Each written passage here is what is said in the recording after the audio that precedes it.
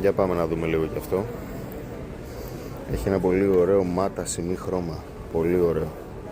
Πολύ ωραία αίσθηση.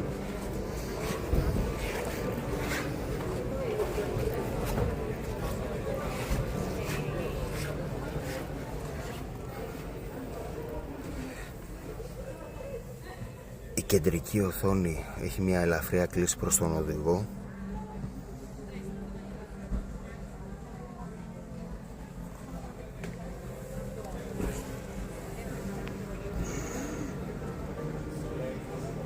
Υπογραφή της Alpine σε διάφορα σημεία, όπως τα καθίσματα,